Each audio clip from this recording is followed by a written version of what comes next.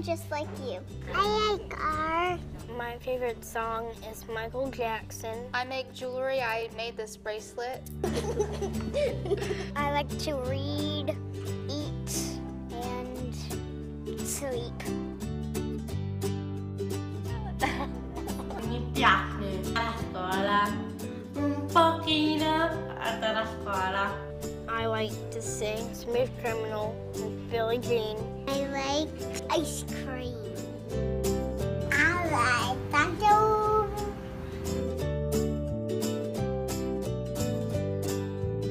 Moi, j'ai aimé à jouer foot. Then and pick my favorite colors. Off the Wall, Thriller. You want to sing one for us? No.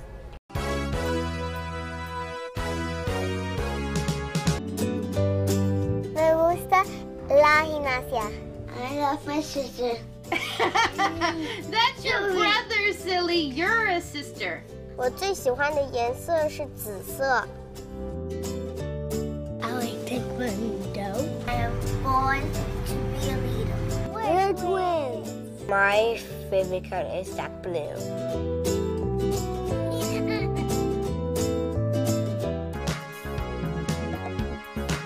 I like to carry the torch for Special Olympics. I am just like you.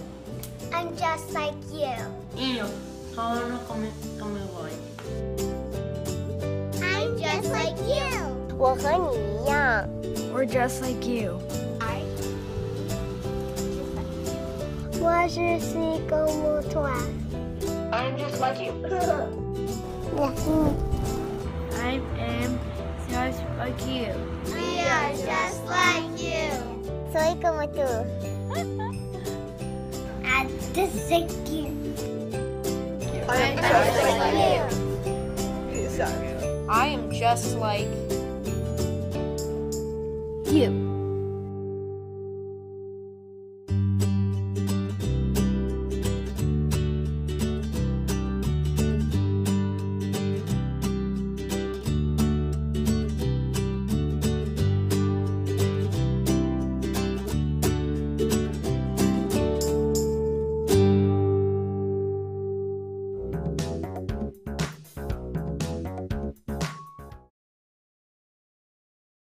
I'm just like you. I like art. My favorite song is Michael Jackson. I make jewelry. I made this bracelet. I like to read, eat, and sleep. Mi piace a scuola, un pochino a scuola. I like to sing Smooth Criminal with Billie Jean. I like ice cream. I like tacos.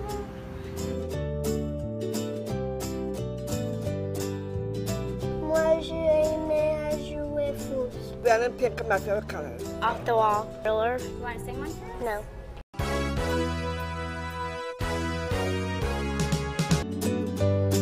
Me gusta la gimnasia. I love my sister. That's your brother, silly. You're a sister. 我最喜欢的颜色是紫色。I like taekwondo. I am born to be a leader. We're twins. My favorite color is dark blue.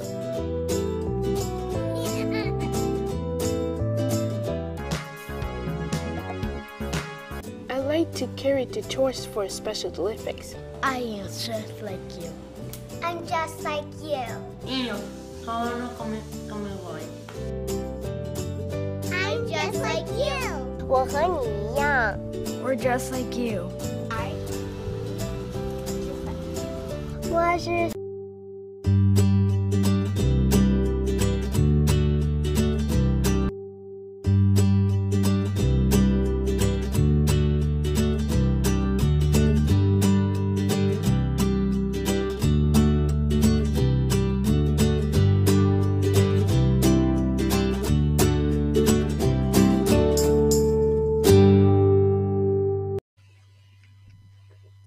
Hi, my name is Molly Korte, founder of Project Just Like You. I began this journey after my son Jacob was diagnosed in 2016 with autism spectrum disorder. I decided to start sharing stories because I feel like the more we build on what we have in common, the more we build a world of inclusion, and we can start to see a person as a person, and that's where a friendship can begin. And we are so glad that you are here tonight with us. Thank you for joining us. Please click the share button so your friends know what you're watching, so they can too join in our discussion. We also, if you'd like to sponsor a story, you can click on the donate button at Facebook.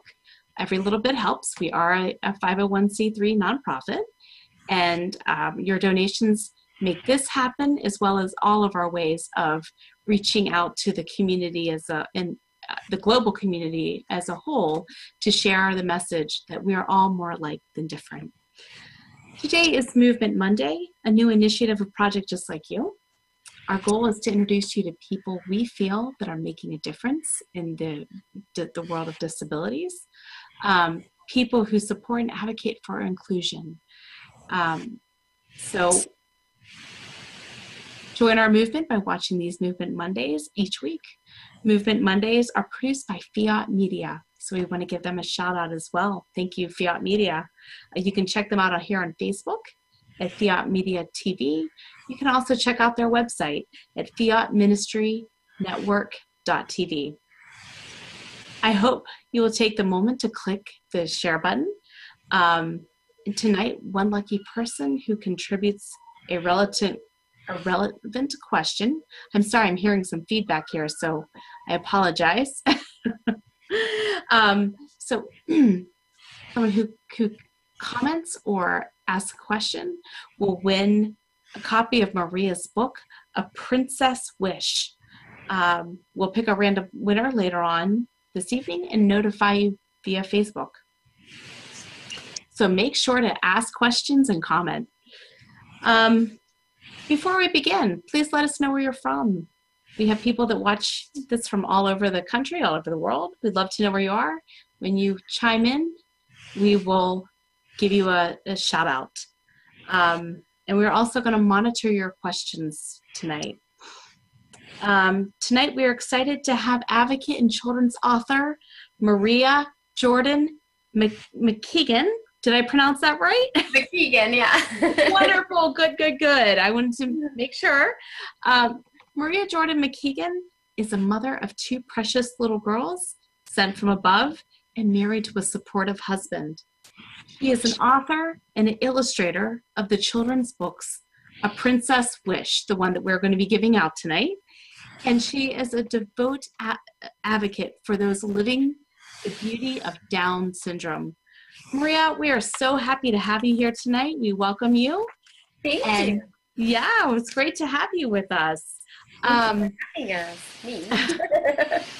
Yeah, it's wonderful. So, Maria, we want to know a little bit about your background. You know, we know that you're a fierce advocate for your daughter, Jordan Grace. Walk us through your journey with her and how that's changed your life. So my daughter started asking for a sister. She was about 5 years old, and she kept like begging and praying and praying in front of us. And she'd be like, I want a sister so bad. And so Greg and I had already started, trying to get pregnant. And unfortunately, it took us about 9 months to finally get pregnant. And once we did, we were over the moon. And Anna Maria was so excited. She's like, I'm going to get a sister. And I'm like, wait, I don't know if it's going to be a boy or a girl. So, I mean, at least we're pregnant.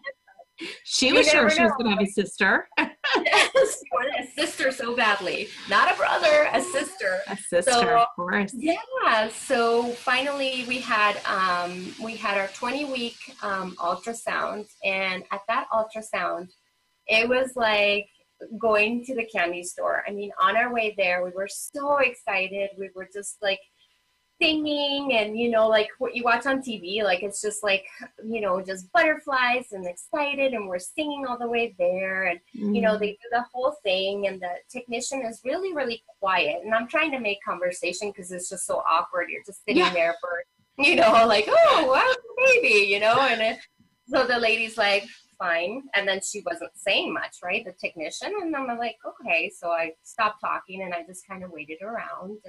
And so she's like, the doctor's going to come in. It doesn't necessarily mean anything's wrong. He always comes in to the appointments. And I'm like, I don't remember that with my first pregnancy, but I'm like, okay.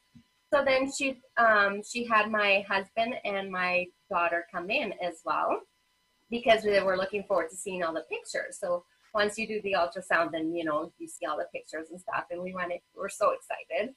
And the doctor comes in, and the first thing he says is, your baby has a heart defect.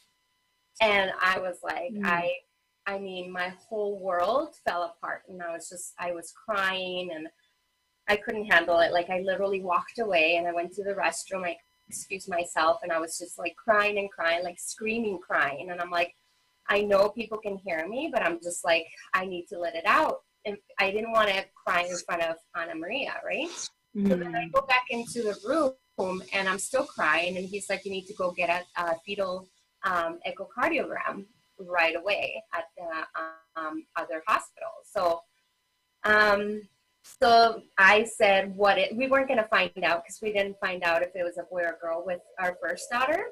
And I said, I need to know what it is so that we can name her and pray for her, because I thought we were going to lose her.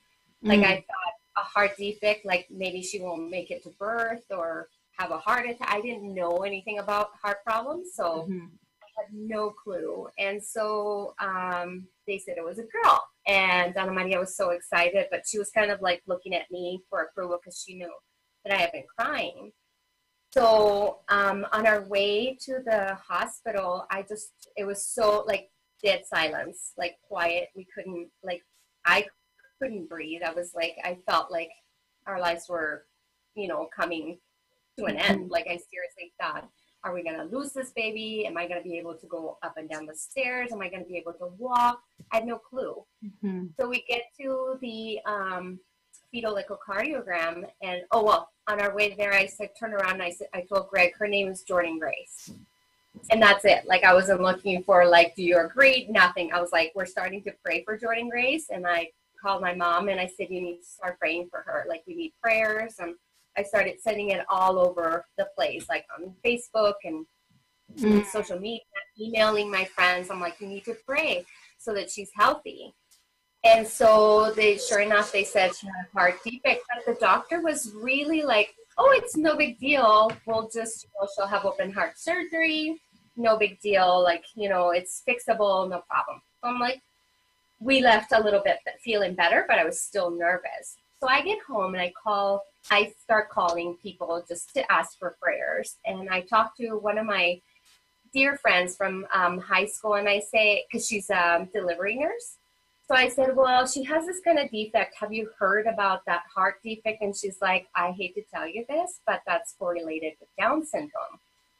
And I fell to my knees and I started bawling, and it's going to make me cry. And I was It's okay to cry. It's okay. I was so scared because I had never known anybody with Down syndrome. So I just kind of lost it, and I said, what do you mean? Like, now it's a heart defect and Down syndrome? Like, our lives are literally over. Like, I was telling Greg, I can't. Like, I can't do this. Like, I don't know what am I going to do, And so I'm the kind of person that needs, like, total, like, I need to be sure. It's a miracle I believe in God, because I've never seen him and I believe in him, but I needed proof that this child would have Down syndrome. So we did the Harmony test. We did the amnio. I literally put her in danger and did the amnio. And 99.9% sure, Down syndrome. So I was devastated, and I went into this deep, dark hole. The doctor that actually gave us the news was extremely negative. He was saying that she wouldn't be able to clothe herself, she wouldn't be able to feed herself, she would probably end up in an institution, like 1950s mentality, right? Like, no idea what Down syndrome, like, now I know, he had no idea what Down syndrome was about. And that's so that darkness, when I heard about that, and I'm thinking, you know what? What if I fall down the stairs and like accidentally lose her? Like I was thinking these horrible thoughts in my head because being Catholic, like I never believed in abortion. And he mentioned it a couple times. He said, you should, your best bet is to have an abortion. And I'm like, I can't, like, I can't, I can't, And Sure. so I would go back home, and in the darkness of like the feelings that I was having, I'm like, what if like it accidentally happens, And it's like now going through it, like I've had all these thoughts of like, why did I think that? Like, she's so amazing, but it's like, you're so scared when you're getting these diagnoses that you're like thinking, I'm going to be like stuck at home. I'm going to lose all my friends. My family's not going to want to be around. And you're thinking the worst, right? Right. Sure. So that was her story to finding out about Down syndrome. It was horrible. It was horrible. I am so sorry that it was such a negative experience for you. I am so thankful that that you can share it and that your story can help others.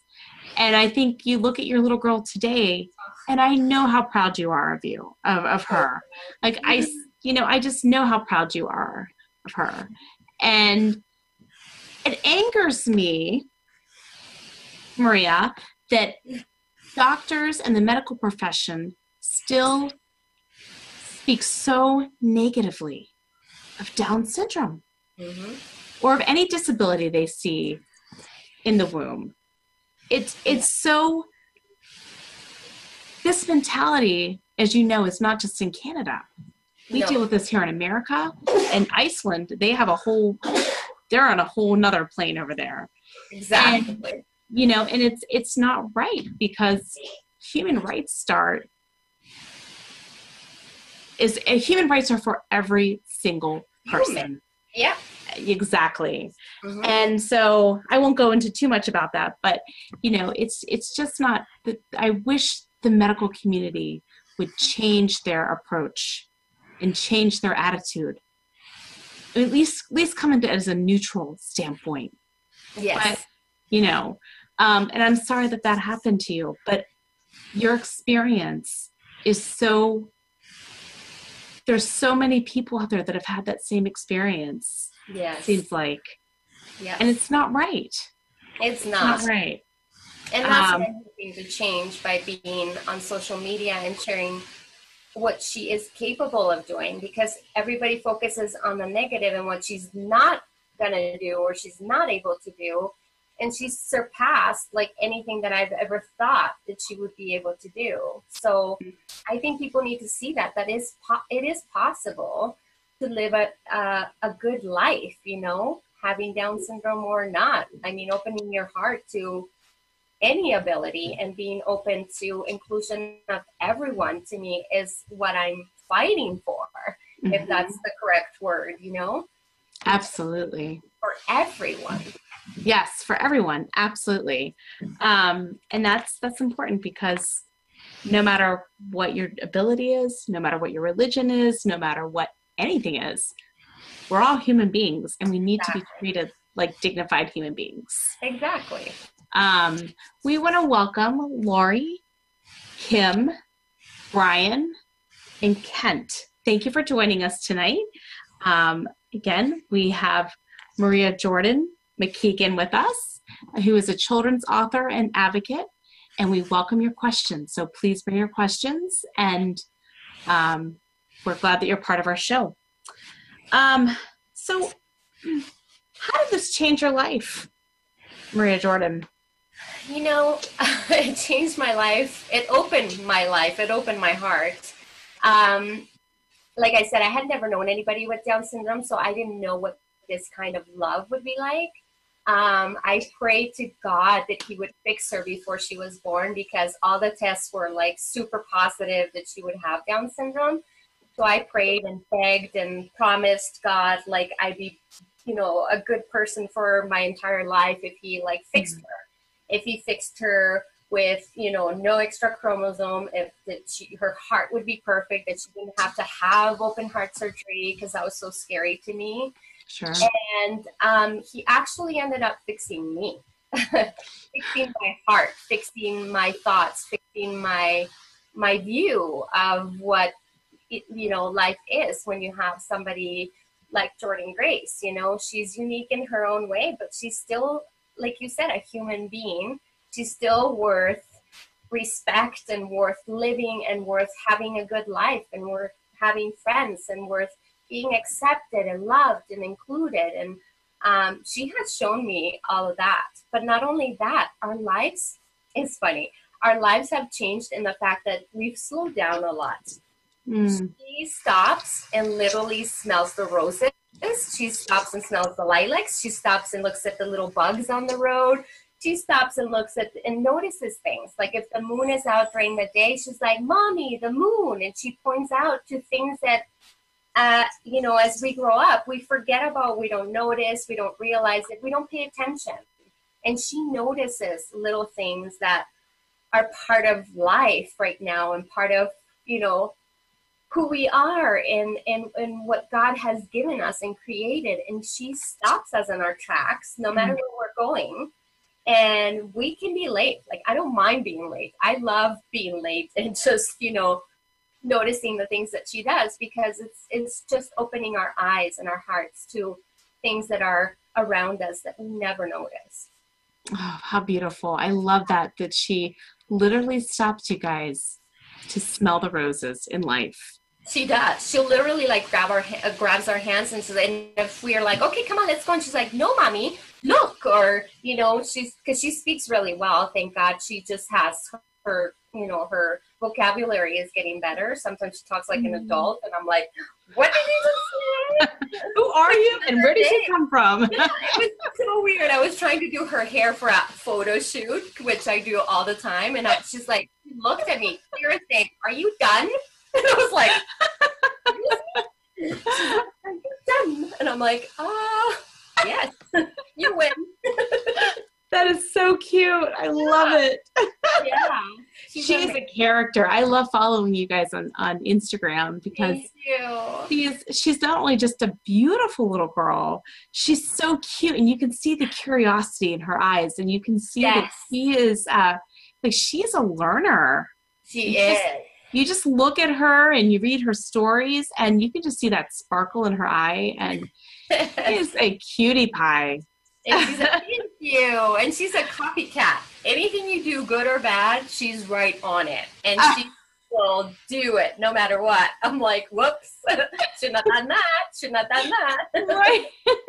Well, you know, that's funny. That's like my little Jacob. He definitely loves to copy. And so we all have to be very careful what we do around him, because whatever it is, like you said, good or bad. Especially the bad, don't you think? Jacob, I'm sure, follows the bad too, just like Jordan Grace. Well, even tonight, we've told him not to get into cabinets. His big thing is climbing cabinets. And here he was. I grabbed his sister and said, "Oh my gosh, guys, you have to look at this." Jacob had climbed inside his dresser. Like there's a cabinet part of his dresser where the diapers and the wipes go. And so he's climbed inside, pushed everything out, climbed inside, and here he was, closed the door, then he pops the door open, looks at us. He knows he's not supposed to be in there. Closes, I mean, it was just hilarious. And we were all cracking up because here he was wrapped up in this little tiny compartment. I don't even know how he did it, quite frankly. How can you tell him? No, it's so cute. It is cute. I know. It is cute. Exactly. It's hilarious. He just cracks us up. That's funny. I wish we could get the two of them together. I'm sure they'd have a blast. I know. That would be amazing. That really would be. We also one day. That's right. We'll have to have you guys go across the border here to the United States. Sounds good. We want to welcome Tara, Jennifer, Jihi, and Avril. Avril, yeah. Okay. It's good. Is she a friend of yours? Yes. Excellent. Good. We're so glad that you guys can join us tonight. Again, this is Movement Monday. It's an initiative of Project Just Like You. And we have with us Maria Jordan tonight. So Maria, you talked a little bit about this. So when you were first told of Jordan Grace's diagnosis, you experienced what you went through and the trauma, the emotional turmoil that you were going through. What do you recommend for parents out there that have just found out their children have Down syndrome? I had an amazing support system. So my husband, first of all, was incredibly, I think he reserved his emotions. And so he focused more on what I needed. And he was incredible, to be honest with you. He had more faith than I did at that time. He was telling me, like, you know, God is going to make her perfect no matter how she is. We're going to love her. And he kept throwing all these things at me that were so positive. And I would call my mom, oh my gosh, my poor mom. I would probably call her like 3 or 4 times a day, just yelling and screaming, why me, why us, why? And she would just listen. She would never say, because this or because that. She was just amazing. And my sister and my brother and just the support system, my friends. And anytime I needed to cry or needed to let it out or needed to yell, they didn't judge me. They were just there for me, and they let me be. They let me go through all the emotions, because you go through like almost like a mourning where you're feeling like you're the baby you imagined is dying, and then another one is being born in a different way than you ever expected or imagined. So you have to go through like all your feelings and emotions, your ups and downs, and I mean, at least for me, like that was my experience. It was, I needed my support system. I needed them around, and they were there. And especially like Ana Maria, as soon as she would get home, like I would be totally like in bed and sad and crying all day. And as soon as she would get home from school and I would go pick her up, my whole world would just like, almost like sunshine would come over me, and she would make it so much better. And, you know, just kind of, I would say to somebody who just found out, if you are willing to, you know, talk to people, even on social media, I've become best friends with some people that I've met on Instagram. Like literally I've met them in person, and we've connected over just Down syndrome, you know, otherwise we wouldn't have known each other. So I would say if you are that type of person that wants to do research, I would say do not do medical research. Do research on families and people that can help you. People on Instagram or Facebook that have the daily lives on there, that you can see what it's going to be like. Because yes, there's going to be some struggles. The worst day of my life was open heart surgery. Like I wouldn't wish that upon my worst enemy. That's like the worst thing in the world as a parent. I mean, for me, it was just devastating. But just find your support system, find your tribe, like everybody says, find that village that you need. Just like you would with any other child. You need, you know, it takes a village to raise a person, a little person. And it takes a village to, you know, to also deal with, you know, hardships and things like that. You need that tribe with you. So that's what I would say. And especially don't focus on the medical. That's a big mistake. I never did any research. I never wanted to know. I wanted to know Jordan Grace for Jordan Grace before I knew anything about Down syndrome. Like I was more like, I want to meet her. And by the way, you know how I love to be sure. I also had the testing done after she was born that she had Down syndrome. And guess what? She did. So it was so yeah, don't do that medical research at all. I would not do that. Recommend that. Not for me, at least. And Jordan Grace is is you're still your lovable and kind and sweet little girl, just like any other daughter. Exactly. Just like anyone else. She loves the park. Who doesn't love the park? You know what I mean? She loves to go swimming. She loves to be around friends. She loves school. She loves books. She loves dolls. Everything other little girls love. She's just like them. Absolutely. Yes. And I really want the world to see these things we all have in common. Like that's the whole mission of what we do at Project Just Like You, is to show what we have in common. And it's important because that's what changes hearts and minds. Exactly. You know, and you guys, and once again, you do such an amazing job on that on Instagram. Thank you. So do you. You're doing an amazing job. Well, thank you. I'm glad we can support each other. Yes. We can be part of our global tribe, right? Yes. Bring us all together. So that's amazing. That's right. Absolutely. We have a question for you. Cynthia Owens writes, everyone has a job on this earth. Hold on. Oh my goodness. Give me just a second. We're trying this new method out tonight, Maria, where he is posting questions to me and I'm reading them, which is great, but there's something that's I'm so sorry. I think this is a statement. Goodness. Oh, here we go. Everyone has a job here on this earth to do. This is actually a comment, excuse me. Okay. To teach a lesson to someone. The biggest lesson that I have learned from my son is unconditional love. He loves me just because. Cynthia, that's beautiful. Thank you for sharing that with us. And absolutely, to teach a lesson to someone. We all have that job to do. And that's an amazing and a beautiful lesson to learn, is the unconditional love. Yes. Thank you for sharing that tonight, Cynthia. I agree. Awesome. So you wrote the book, A Princess Wish, back in 2016. Tell us about this book. It looks adorable, by the way. Thank you. So in 2016 is when I actually self-published it. I wrote it that fall because I had not gotten into the whole Down syndrome community or anything like that. And so I wanted her second birthday to be kind of like a stepping stone of the part of her that was Down syndrome, but that it was okay to have Down syndrome.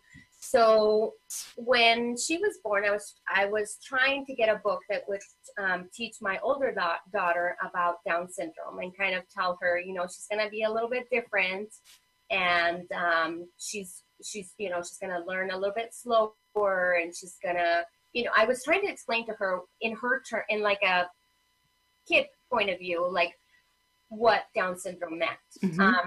So I couldn't really find a book that would say that. And so I decided to write my own book about their experience. So I was inspired by them. So it's basically a princess who is wishing and praying for a sister. And once the sister comes, she has, you know, eyes shaped like almonds, and, you know, there's a crease in her hand, and it explains what Down syndrome traits are, but it doesn't really say Down syndrome. And the princess ends up saying, oh, she's perfect. She's what I dreamed of, you know? So it's kind of like, I just want a sister, and this sister is perfect for me, you know? That's so beautiful. I wanted this book to be for everyone, not just people with Down syndrome or friends and family who have a child with Down syndrome. I want it to be kind of like a teaching point for all the parents to be, because I had a horrible experience that I could get into that basically kind of made me think, like, I also need the parents to talk to their children about my child, because it's okay to be friends with her, right? So I'll tell you. Please do. I was going to say, yes, please do dive in. We'd love to. I was in a lobby. So our children have to get hearing tests done every 6 months because some can hold fluid in their ear. Okay. And so she had her testing appointment. And so we were waiting in the lobby, and there was this little girl that kept like inching her way towards my daughter. And I don't know why, but I was staring at the mom, and she was just kind of like smiling at her, and she was like on her phone or whatever, just not paying too much attention to my family. And so the little girl got closer and closer, and I saw the mom look at Jordan Grace, and she freaked out. Like her face went like, and she ran, grabbed her child, and held her like this. Oh my gosh. Yeah, it was horrific. And I felt bad for her, not for ourselves, because right, I sure love my child brings, but I was like, oh, you did not just do that to your child. Now she's going to be afraid of people like my daughter, right?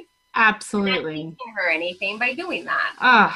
And yeah, it was just a horrible experience. And I couldn't, at that point, Ana Maria was with me, my oldest, and so it was the three of us, and I didn't think it was the right time to tell her off. Give her a lesson.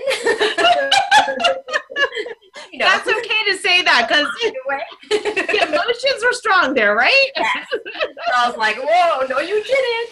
So she didn't. And so I was just kind of like, I wish I could have told her something. I wish I could have taught her something, in that moment. And so now I'm prepared. I carry these cards. They're called little superhero cards, where it has her picture, and it kind of explains in the back that she has Down syndrome and stuff. And I just kind of wanted to tell her, it's not contagious. Like, your kid's not going to get Down syndrome by playing with my kid. You know what I mean? So there's a lot of teaching to be done even still, that absolutely now 2018, and we still have to teach so much. We do. And it infuriates me. I also do public speaking, Maria. I'm sure you do as well. And when I speak to different groups of people, this is one of the topics I heavily talk about, which is, do not let your child be curious, first off. Ask questions, because we're ready for these questions. Yes. When they ask questions, that opens doors. Exactly. And that builds a bridge as opposed to a wall. Mm-hmm. And what you're talking about, I get teary-eyed actually when I start talking about this, because I find it maddening that in 2018, people still think of along those lines of like, it could be contagious. Mm-hmm. And my goodness, actually, if this world had more people with Down syndrome, it would be a lot nicer world. So I'd say if it's contagious, great, because pass it on. That's right. Pass on the love, guys. It really is. I mean, I feel that the Down syndrome is such a gift to humanity. So, I kind of joke, but still, I can't believe that we live in a world that believes this or thinks this. It blows my mind. And it's people with autism is the same thing. I mean, even though we don't have the physical characteristics, it's still the same thing. Mm-hmm. And I'm very open about it, obviously. Yes. I will tell people, and I explain what that means. So my son has autism and he needs support in these areas. Yeah.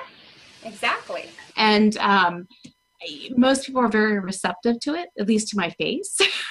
That's okay. That's good. But but going back to what you're saying, I'm so sorry that you had to experience that. I hope that hasn't happened too many times. It's happened not like that, to that extreme, thank God. Right. Certain things have happened that I'm just kind of like, some people have said, what does that disease cause, or what are the side effects to that disease? And I'm like, it's not a disease. And there's no side effects. I mean, right. It's like, you can't compare that to like, anything else. It's just, it's just an extra chromosome. That's it. And it's hard in those moments to remind yourself that these are teaching moments. Yes. And you have to teach with compassion and love. Exactly. Because inside you just want to punch them. Isn't that awful? I can't believe I said that. Mama bear comes out. Are you serious? Like, who thinks like that? Yes. But yeah, wow. Well, thanks for sharing that, and I hope that I just wish this world was more educated, truly, when it came. Yeah, and I think that's what we're doing, right? That's our job now, you know. Right. I don't take anything else for granted anymore. So I teach it. Some people ask me crazy stuff on Instagram and things like that. And I'm like, there's no crazy question. I'm answering it. Right. Right. Absolutely. And positively. And thank you for asking me. Some moms have actually emailed me. I get emails from all over the world, and people ask me like, oh, so how do I teach my child to play with your child? And I'm like, thank you. This is like, you're getting it. You're getting it. You're an excellent mom for asking me that, first of all. You know, absolutely. More for the world and not just protect your child in a bubble. To me, it means the world. Absolutely. Yes. And those are the questions we need. Those are, you know, and like I said, let your child ask questions. Yes. Ask questions. That's how we learn. That's how we open that dialogue. And that's how we normalize the disabilities. Exactly. Which is the next thing I want to dive in with you, Maria. You are very passionate about this, about normalizing Down syndrome. What does that mean to you? It means that when we walk the street, people won't be like, you know, just stare at her like she's some kind of stranger or like something out of, you know, a book or something. I want it to be very normal where people pass by and they're like, oh, how cute, because she's doing something cute, not because of something that she has. I want it to be normalized where people are not like, oh my gosh, this person with Down syndrome is working here. Oh my God, you know, like I want it to be normal that people are in our theaters, that they're working in our grocery stores, that they are owning businesses because they are, that they're married, that, you know, I see that all around here. I know somebody who's married, has jobs, has volunteer work. I mean, they can do it. And if we set limitations for them, the world does too. So if we open up and have no limits, then they can do anything they want. I mean, Jordan Grace has shown me already at 4 years old, like the things that she can do and she's capable of doing. And I'm just backing her up. I just, you know, follow her lead. Whatever she wants to do, I'm all for it.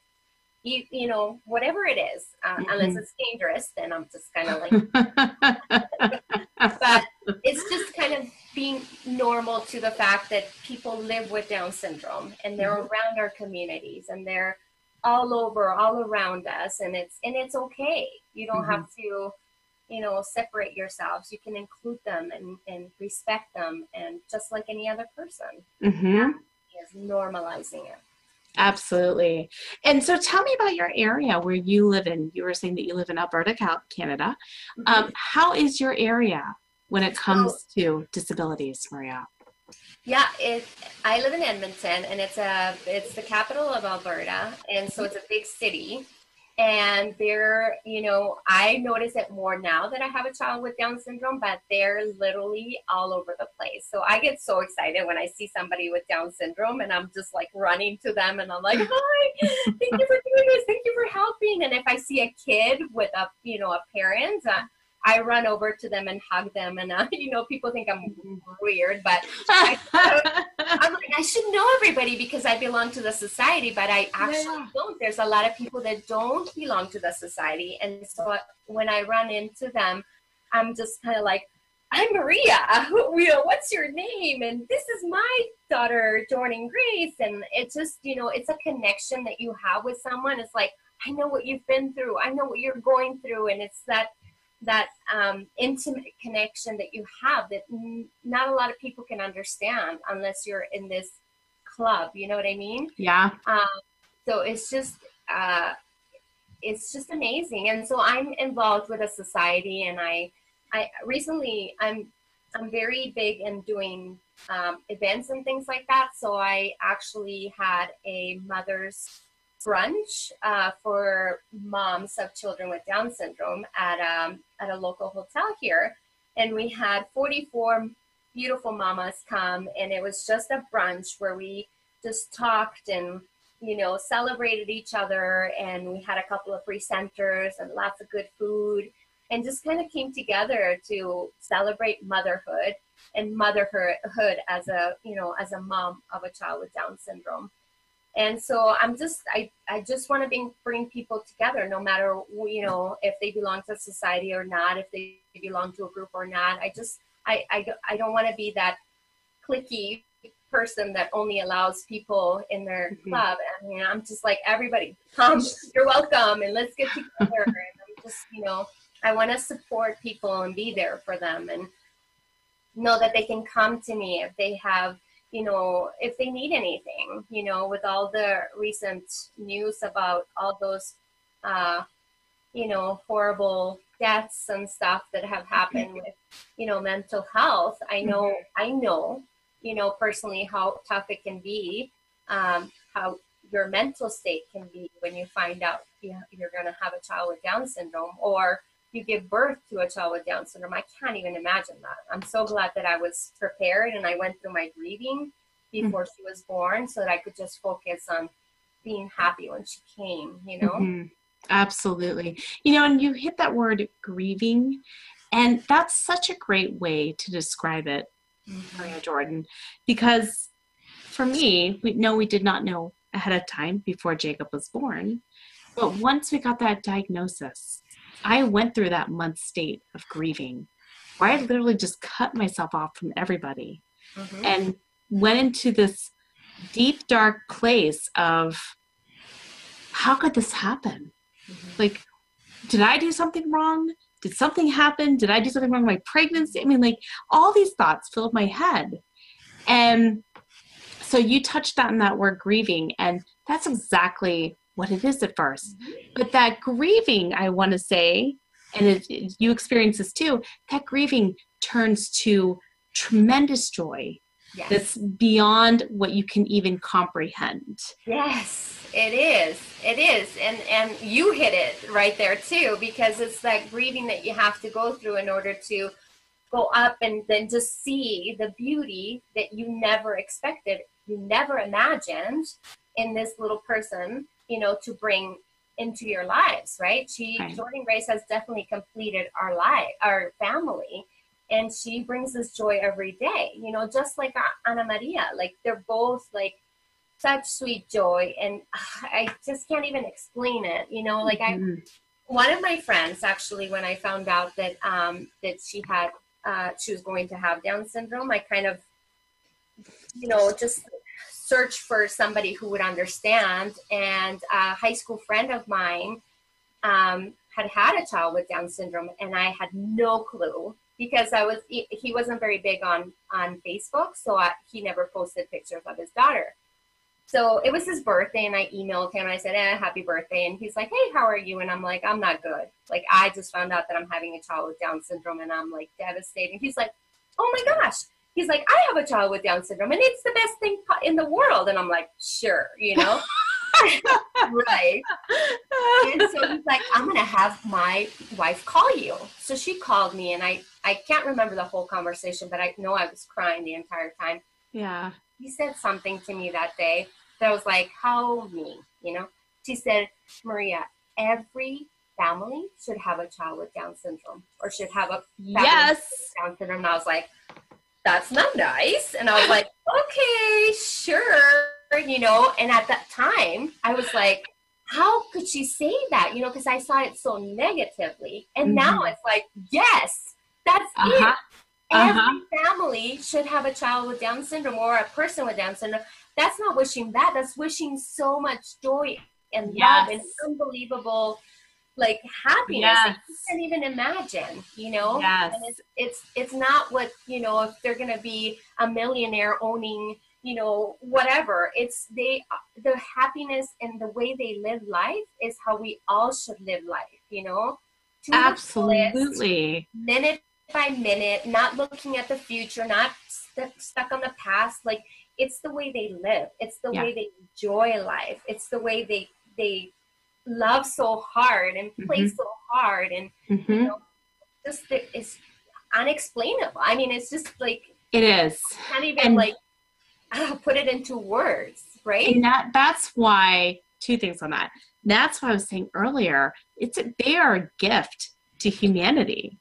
I mean, their joy that they bring, the kindness that they bring, the selflessness that they bring to this world is a force to be reckoned with. Yes. You can't find that in most of us, but they innately have it. Right. And it's the most beautiful thing. In fact, I have said to Brian several times, like I'll see these beautiful children of Reese's Rainbow. And I'll say, Brian, I really want to adopt a child with Down syndrome. And Brian's like, whoa, hold the boat, Molly. We cannot do that right now. But I'll tell you what, I would do it in a heartbeat because they are just such a gift. And to have a child with Down syndrome, I just feel like, holy cow, your family's been so blessed. Yes. Seriously. And it's so funny because somebody emailed me and said, because of Jordan Grace and some others, we've decided to adopt a child with Down syndrome. And I followed them through the whole process of taking her home.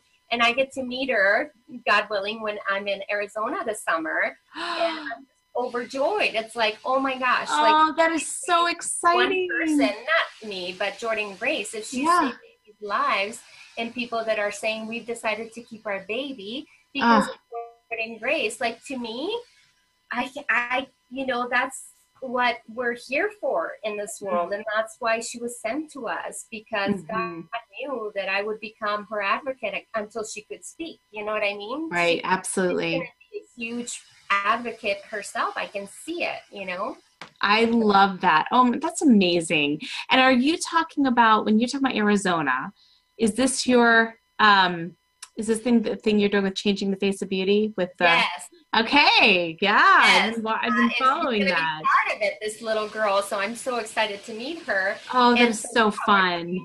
I did one before. I did one last year here in Canada.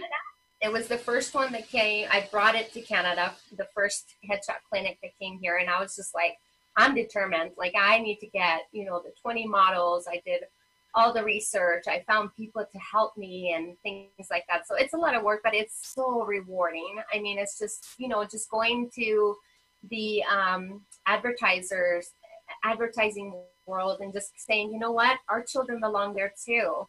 And what hit me last year was that I went to this Canadian store and I walked in and all I saw, no offense to blonde people, but it was all like a blonde family, blonde, skinny, blue eyes, like, it's what you picture as a model. And it was the whole family, like perfection, right? What you picture as perfection. And throughout the whole store, and I'm like, well, where's my Jordan Grace? I mean, she buys these clothes, she buys this food, she consumes all this stuff. Like I come here every day and I feed her from this, not every day, but like I come and sure, right. I'm not an alcoholic, don't worry. No, I know what you meant. But, like I just thought it was strange that we wouldn't see that kind of advertisement for people in wheelchairs or with walkers, or they're different but they're so beautiful. We're all beautiful in our own way. So yes. So now I'm like, I'm doing it in Tucson. So that is a fantastic. I would love to get Jake up in the world of modeling. I don't know really where to begin with that. So I'll have to talk to you later on about this because, even though he doesn't have, like I said, the physical feature, the outwardly physical features, it's still a population that I feel needs to be represented. The world of autism. We agree. Yes. And so, I'll have to talk to you. We'll talk. We'll have to chat afterwards. I have ideas already. Oh, yay! Maybe we'll just out to Arizona with your clinic and get him in there. That would be wonderful. That would be awesome. So awesome. July 29th, so come. Oh, July 29th. Okay, wonderful. That's great. And I love that you're doing that. We want to welcome real fast Kristen, Rebecca, Meg Ann, and Emily. Thank you so much. And Meg Ann says, sending you all so much love. Thank you, Meg Ann. Thank you, Meg Ann. Meg Ann's really sweet. So I think that's really exciting, this clinic that they're doing. So how did you guys get involved with Changing the Face of Beauty? So last year, I've been wanting to do it for 2 years actually, but last year I just contacted Katie at Changing the Face of Beauty and I said, how do I do this? Like how do I get started? And she basically walked me through it and helped me out and said, just get, a few models, and if you can get some volunteers to do the photography and things like that to keep the cost down for each model, because it costs money for the model to be in it. But they get, the modeling headshots and things like that, and they get the exposure. And then I'm the one in charge of getting, hopefully, agencies to come and see all the talent, because they are beautiful talents, right? And so they can be any ability, any age, any race, anything. Like, we are wide open. So because we are wanting to cover everyone in advertising, right? So it's not just for Down syndrome, and it's, it's for every person Absolutely. like to be a part of it. So it's just exciting to, and for me, I love to do the organizing, because I get to meet all the moms and all the kids or adults or whoever comes, right? So to me, that's the most rewarding part, to actually get to hug those moms that I've seen, or I've had a relationship over, Instagram or whatever, and friendships that have built that, that you feel like you've known them forever, and you finally get to hug that mom and be like, I know exactly what you're going through. Like, that's what my heart love that. wants. Oh, that is so fun. And so I'm curious, how did you choose Arizona? Where did that? Well, I was born in Mexico, and I grew up in Arizona. So my whole family's there, and we always go for the summer. I know it's like super hot. The only time, because the girls are in school all year. So I get to go home in the summer and just be in Arizona, and my home, like I just feel like it just feels like home once I fly in, and the heat, like, I love that. So that's great. Why I chose it. And I have there too. So That's wonderful. So I didn't realize that you grew up in Arizona. I thought you actually grew up in California. I don't know why I thought that, but yeah. I mean, I could go to Disneyland all the time, but wow. Well, Arizona must be great then for your family, because the weather there is very similar to Mexico's weather. Yes, exactly. So I grew up there until I met Greg, my husband, who's Canadian, and that's how I ended up here. And that's how you ended up there. Wow. So I've been here 11 years. How did you guys meet? We met at a wedding in Calgary. So okay. One of my junior high friends, we kept in touch. She was Canadian, and she lived in Arizona for 1 year. We became really good friends, and we kept in touch. And so she married Greg, my husband's cousin. So he was in the wedding, and like the first day that we like shook hands, like, the sparks and everything you hear about in the movies, like the whole fireworks, everything, electricity, everything, like we just shook hands, and it was instant connection. And so we had a 2.5-year long distance relationship until we got married. And then I moved. Oh, how sweet. Yeah. Oh, I love that. That's right. That's wonderful. Well, good. I'm glad to, what a fun, isn't it always interesting how we meet our spouses? It is. How did you meet yours? Fair enough. Fair enough. So my husband and I. Oh boy. No, it's a really funny story, actually. So my dad was a dentist here. My dad passed away last year, sadly. Oh, I'm sorry. Thank you. But he was a dentist here in Richmond. And I had just actually ended a relationship during this time, and I went off to Poland to teach English, came back. Wow. I just needed a clean break altogether. And my dad calls me up out of the blue one day and was just like, he said, Molly, there's this really nice young man that has been seeing, is a patient of mine. And my dad apparently and him, he'd been a patient for a while. Mm-hmm. And he was my husband's a Lego artist. And my dad was his first client. So my dad bought a big Lego smile for his office. And they had built this rapport. They had built this friendship. My dad is not a matchmaker. My dad has never done anything like this before. But he just said, he's a really nice guy, Molly. And I know you just moved back to the country. And he said, I don't know, maybe just want to go out and get some coffee with him. I'm not suggesting anything. I'm not saying anything. He's just a nice guy. Wow. And how amazing. So, and my dad and I have always had a great, like, my dad was just one of the most amazing people you've ever met. So I thought, well, if my dad thinks this is a nice guy, I'll give it a try. I'll give it a shot. So he called me up and we ended up going out. We actually met at church for the first time.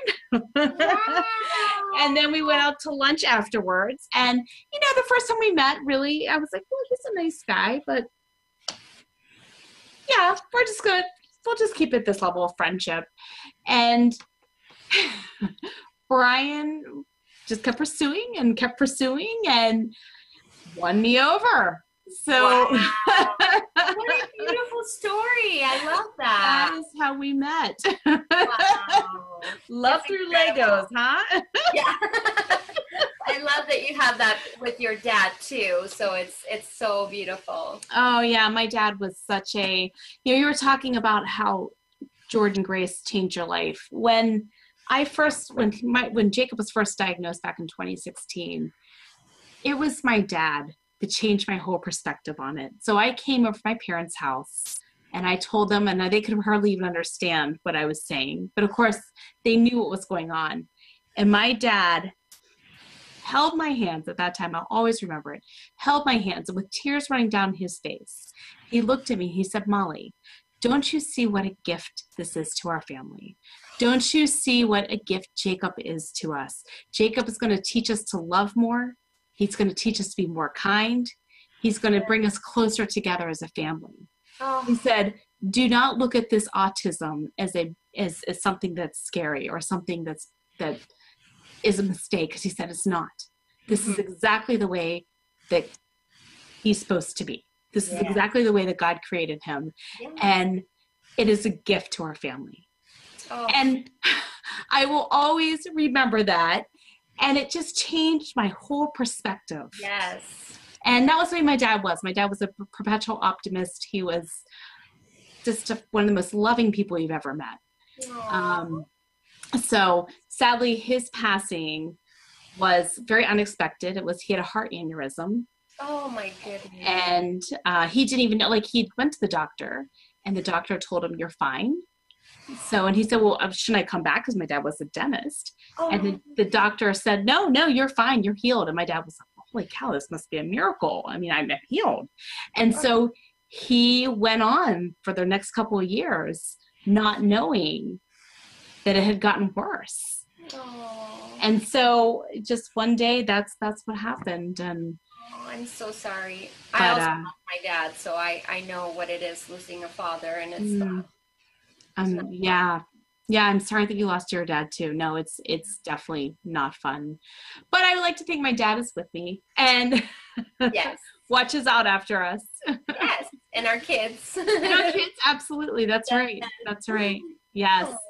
Well, Maria, this has been such a wonderful Movement Monday tonight with you, and I'm so thankful that you joined us and that you are one of our guests. And I love what you're doing with your advocacy work and with your children's book, your writing. Just what a gift. And I would love you sharing about Jordan Grace and your heartfelt emotions. And I appreciate your sincerity and just sharing that with us. So thank you so much. Thank you so much, Molly, for everything. It's been such a beautiful conversation, and thank you for bringing all those emotions back. Well, I'm a crybaby anyway. It brings you back to such an honest place, doesn't it? It does. And that impact that how our kids have changed our lives. Yes. You can't it's hard to put it in words, isn't it? I mean, it's hard to, definitely. But I love what you're doing with her, and you're just such a beautiful advocate, Maria. Thank you. So are you. You're amazing. Thank you so much for having me. This has been so beautiful. Thank you. Well, I'm so glad. And I just want to make sure, is there anything that we haven't covered tonight that you want to share or that you want to talk about, Maria? I think we covered it. Okay. Yeah, inclusion, respect, and love. I mean, that's my message, you know? That's what it's all about, right? Yes. To all, no matter what. All. That's right. Well, Maria, we would like you to pick a number between 1 and 45. And this is going to be the person who's going to win your book tonight. Oh. So you pick a number. Between 1 and 45. 45. Number, let's see, 11. Okay. Oh, okay. Number 11. Drum roll. Let's see who it is. Brian. All right. Cynthia Owens, you have won the book tonight, A Princess Dream. Yay, Cynthia. All right, Cynthia, if you could please if you could send us a message with your address, and I will make sure that Maria gets that. Yes. Awesome. And Grace will sign it. Yes. Oh, yeah, you'll get autographed. Yes. That's awesome. All right. Well, have a wonderful evening, and thank you so much again. Thank you so much, Molly. All right, and we will definitely chat. And I want to chat. I will send you a message because I'm very serious about the whole looking into the whole modeling thing for Jacob. Yes. I have some answers. I don't know all the answers, but send me a message for sure. Sounds good. We'll do. Yeah. All right. Thank you again, Maria. Thank you. Have a great night. Thanks. You too. Good night. Good night.